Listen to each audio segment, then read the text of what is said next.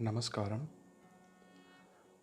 Yesterday we have seen about Guru Dronacharya and Pitamaha Bhishma. Today we will see about the rest of the warriors in Kaurava Army. So let's begin with Karna. Karna was the first born son to Kunti. Kunti was granted a boon by sage Durvasa to bear a child with desired divine qualities from the gods. Kunti was still unmarried at that time. Out of excitement and without much knowledge about this boon, Kunti prayed to the sun god to confirm whether the boon would work or not.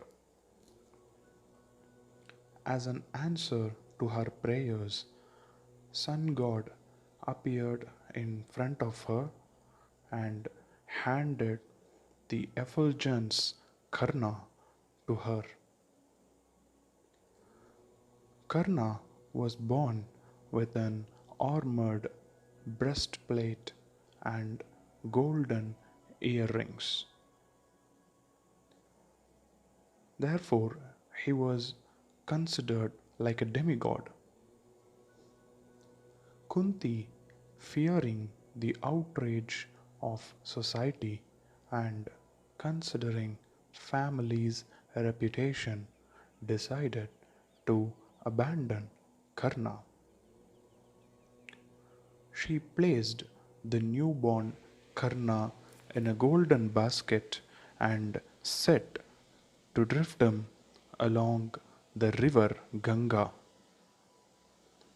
The basket was then discovered by Adhiratha, and since he was childless, he adopted Karna like his own son.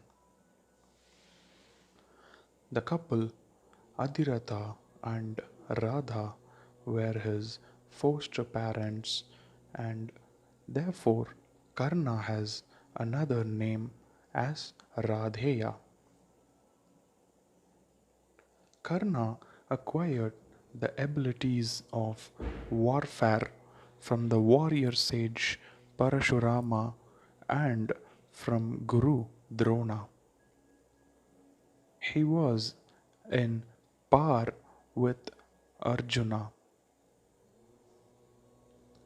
During the competition among the Pandava princess and the Kaurava princess, Karna was intending to participate. He was humiliated in front of the crowd by addressing him as Sutaputra, means the son of a charioteer, and this game was only to the royal lineage and not to a low class. Duryodhana realized not to lose this opportunity and supported him by making him the king of Anga kingdom. Thus, Karna gained the friendship of Duryodhana. During the Mahabharata war, Lord Krishna and Kunti wanted Karna to fight along Pandavas and not against them. They revealed him his birth secret and said that Kunti, the mother of Pandavas, was also mother to him. Even after listening to their words, Karna stood by the side of Duryodhana and he was determined to help his best friend. Karna was known for his generosity and charity.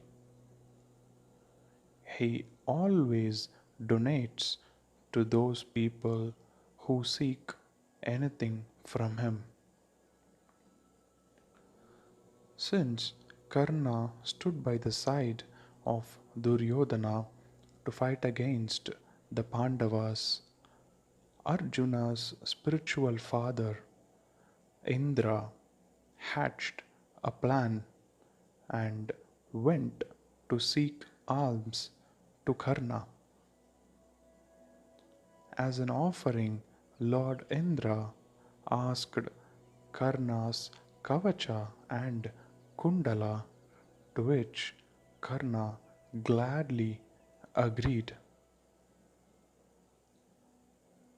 He came out bleeding profusely and handed over his Kavacha and Kundala to Indra. Lord Indra, appreciating his generosity, in turn granted him a celestial weapon which can be used only once. Karna reserved this celestial weapon for Arjuna, but unfortunately he used it to kill Bhima's son Ghatotkacha out of pressure from Duryodhana. Karna was the commander in chief after Dronacharya and he fought for 2 days. At the end of the second day, he was killed by Arjuna. Kripacharya. Kripacharya was the son of Sharadvan. There is an interesting story behind his name, Kripa. Once, the king of heavens, Indra, was very much threatened by the severe penance of Sharadvan and he wanted to interrupt the penance at any cost. Therefore, he sent an Apsara known as Janabadhi from heaven to disturb the penance of Saradvan. Due to her distraction, Sharadvan lost control of his penance and he withdrew his penance. His semen fell on the side and were divided among the weeds, which then developed into a boy and a girl. One of the soldiers from King Shantanu's army had found them and brought them to the king. Out of sympathy, King Shantanu brought them up and he named the boy as Kripa and the girl as Kripi. Kripa means mercy or pity. Kripacharya's twin sister Kripi is married to Dronacharya and they had a son named Ashwadhama. Now let us see about Ashwadhama. As I said earlier, Ashwadhama was born to Guru Dronacharya and Kripi. He trained under his father in weaponry. He was a fierce warrior and a Maharadi.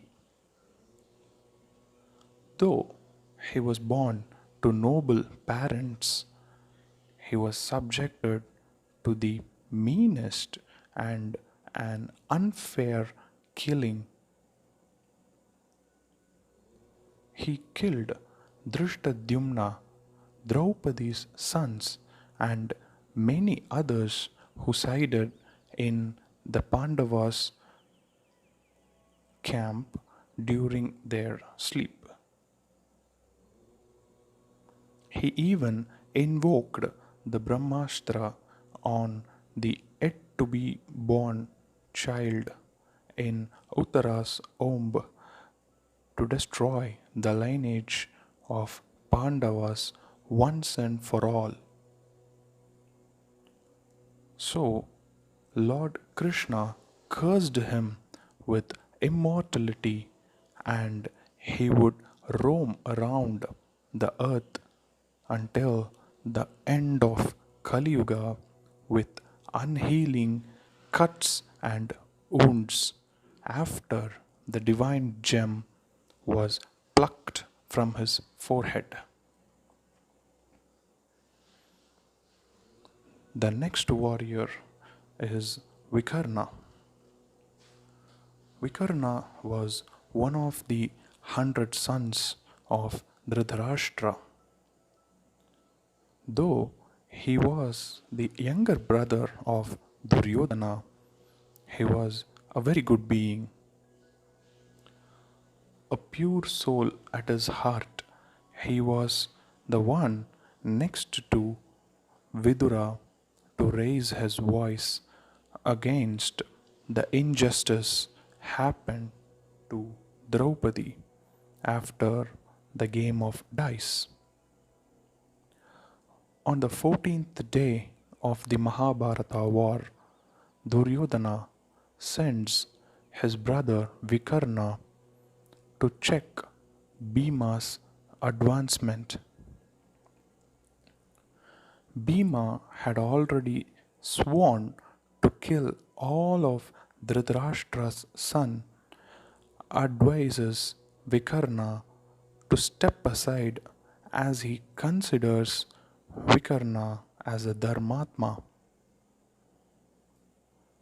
Vikarna replies that even knowing that the Kauravas would not win a war against a side where Lord Krishna is, he cannot abandon Duryodhana. Bhima severely wounds Vikarna, and at the time of his death, Vikarna says that he is sorry for fighting against the righteous Pandavas and fighting for the evil Duryodhana. He requests Bhima to perform his last rites. With a smile on his face, he dies. Bhurishrava. Bhurishrava was the son of Somadatta. King Shantanu's elder brother Bahlika's son was Somadatta and his son was Bhurishrava. He was a righteous person and was a great donator like Karna. He also performed many yagas and as dakshina he would offer cows and land to the Brahmins. At last, he was killed by Satyaki in the 13th day of the Mahabharata war. Today, we have seen the prominent warriors in the Kauravas army. That's it for today, and please do like, share, and subscribe to the channel. Thanking you all. Have a good day.